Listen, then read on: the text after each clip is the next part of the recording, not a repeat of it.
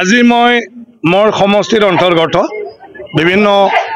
অংগনবাদী মানে কেন্দ্ৰৰ যেটো স্থান আছে তাতে নতুন যিখিনি মডেল অংগনবাদী কেন্দ্ৰ আমি আবণ্টন পাইছো ইয়াৰ কাম আজি আৰম্ভ কৰি দিলো আজি আমি 3খন আৰম্ভ কৰি দিছো আৰু এখন আগতে কৰা এটো সম্পূৰ্ণ হৈছিল এটো আমি আজি উদ্বোধন কৰি এতিয়াৰ পৰা অংগনবাদী কেন্দ্ৰৰ আমাৰ ওয়াৰ্কাৰ হেল্পাৰক আমি গঠাই দি দিলো তাতে এতিয়া অংগনবাদীৰ কাম কাজ চলিব বাকি আৰু বহুত আছে আমাৰ 42খন নতুন অংগনবাদী কেন্দ্ৰ আমি পাইছো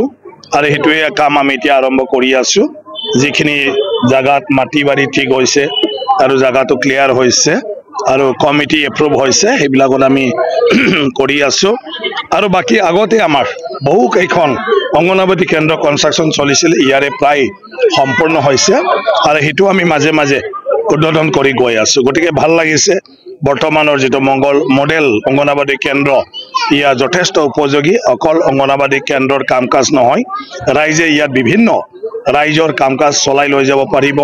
আমাৰ সেলফ হেল্প গ্ৰুপ বিলাকো সময় সময় ইয়াতে মিটিং সিটিং কৰিব পাৰিব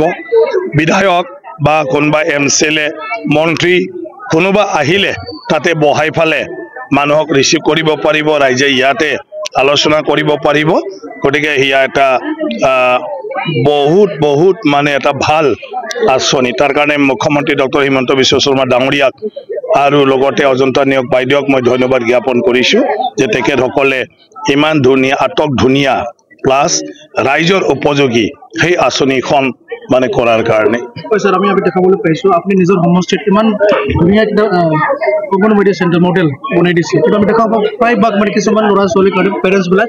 ইম্পৰ্টেন্ট নিদিয়ে বা কিছুমান টিচাৰ বিলাক স্কুল বিলাক এবসেন্ট কৰি থাকে একেটা স্যাৰ আপনি কি কৈ দিছে না এই কাৰণে এতিয়া সজাগ হ'ব লাগিব মই সব ৰাইজক অনুৰোধ জনাই আছো যে আমাৰ অংগনবাদী কেন্দ্ৰৰ মূল উদ্দেশ্যটো হল চৰকাৰৰ তাতে যাহাতে গৰ্ভৱতী অৱস্থাৰ পৰাই আমাৰ সন্তানটো মানে মাকৰ গৰ্ভত থকাৰ পৰাই আমি যত্ন ল'ব লাগে যাহাতে তেওঁলোকৰ মানে গটেটো অংগ প্ৰত্যংগ মাত্ৰ নহয় তেওঁলোকৰ চিন্তা কৰিব পৰা যি মুগজু আমাক ঈশ্বৰে দিয়ে হিটোও খুব মানে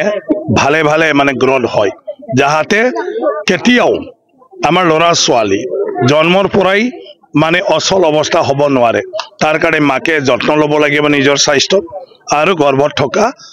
মানে আমাৰ সন্তানটো যাতে কোনো ক্ষেত্ৰত মানে কষ্ট নাপায় ক্ষতি নহয় তাৰ কাৰণে উপযুক্তভাৱে খাদ্য আৰু লগতে যাহাতে ঔষধ পাতি ল'ব পাৰে ভিটামিন যুক্ত ইয়াৰ পৰামৰ্শ দিয়া হয় আৰু তাৰ পৰা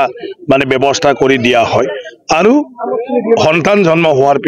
পিছৰে পৰা অংগনবাদী কেন্দ্ৰত 6 বছৰ বয়সলৈকে তাতে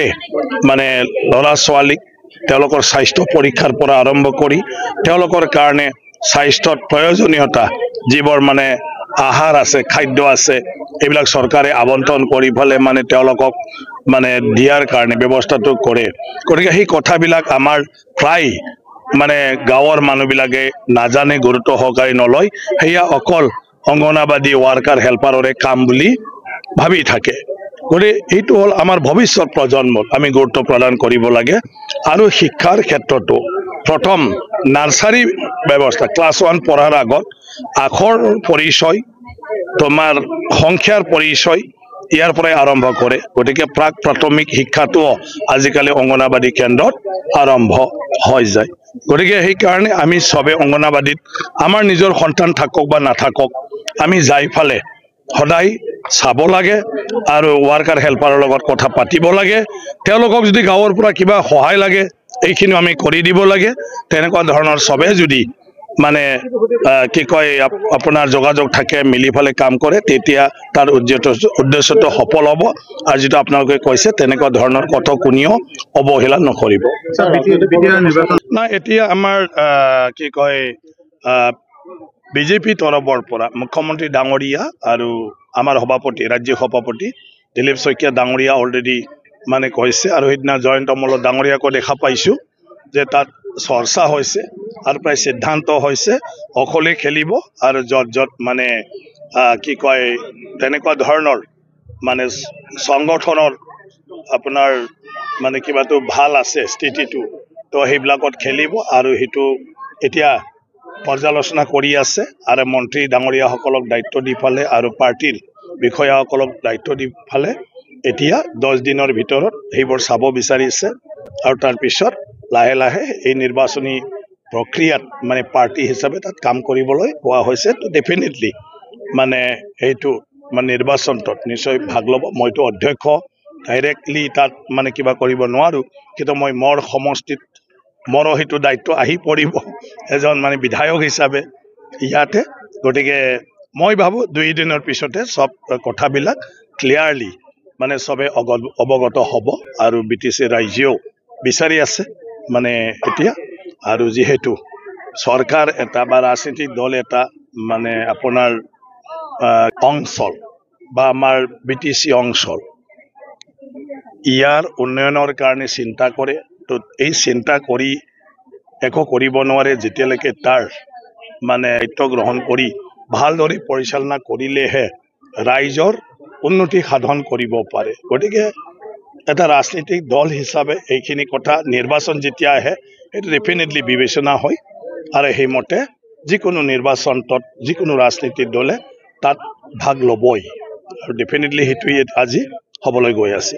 অসমৰ সংবাদ জগতখনৰ বাবে এক সুখৰ খবৰ আপোচবিহীন ৰাইজৰ কণ্ঠ সাপ্তাহিক কবচ পুনৰ এবাৰ অসমৰ ৰাইজৰ মাজলৈ স্বত্বাধিকাৰী প্ৰণীতা কলিতাৰ দ্বাৰা প্ৰকাশিত আৰু আপোচবিহীন একাংশ নপুৰণি অভিজ্ঞতাপুষ্ট সাংবাদিকৰ দ্বাৰা প্ৰচাৰিত তথা eco printing press Guwahati Katabari গড়চুকত মুদ্ৰিত সাপ্তাহিক কবচ এতিয়া অসমৰ বিভিন্ন প্ৰান্তত উপলব্ধ